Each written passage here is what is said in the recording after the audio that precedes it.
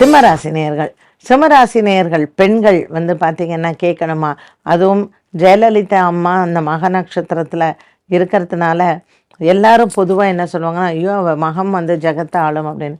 எல்லா மகமும் ஜெகத்தை ஆள்றது கிடையாது. என்னுடைய இந்த ஜோதிட அனுபவத்தில் நான் பார்த்ததில் சிம்மராசிக்கார பெண்கள் வந்து நல்ல தைரியசாலிகள். ஆனால் நான் நிறைய சிங்கிள் பேரண்ட் பார்த்துருக்கேன். ஒரு கணவனை இழந்து ஒரு குடும்பத்தை தனியாக போராடி அந்த குடும்பத்தை வெற்றி பெற செய்கிறது, பிள்ளைகளை நல்ல முறையில் கொண்டு வந்து அந்த குடும்பத்தை தாங்கி இல்லை கல்யாணமே பண்ணிக்காமல் அவங்க ஃபேமிலியை கொண்டுட்டு வந்ததெல்லாம் நான் இந்த சிம்மராசிக்கார பெண்களை வந்து நான் நிறையா பார்த்துருக்கேன். அவங்கெல்லாம் ரொம்ப அட்மையர் பண்ணக்கூடிய பெண்களாகவும் இருப்பாங்க.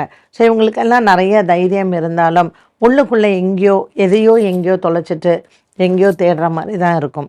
இவங்க வந்து சூரியனினுடைய வீடு சிம்மம், அதில் சந்திரன் நமக்கு இருந்தாலும் கூட எல்லா விதமான நன்மைகளும் நமக்கு வாழ்க்கையில் கிடைத்தாலும் கூட சில நேரங்களில் நமக்கு அந்த தனிமையோ இல்லை உறவுகள் இருந்தாலும் நமக்கு யாரும் இல்லை அப்படிங்கிற ஒரு சின்ன வருத்தம் வந்து நமக்கு உண்டு.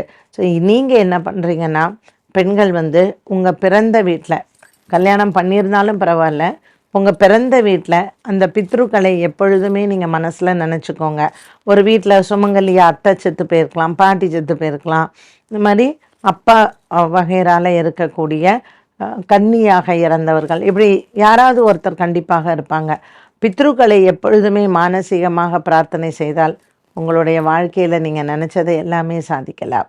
இன்றைய நாள் உங்களுக்கு எப்படி இருக்கும் சிம்மராசி அன்பர்களுக்குன்னு பார்த்தீங்கன்னா, எடுத்த காரியத்தில் எல்லாத்துலேயுமே வெற்றி இருக்கும்.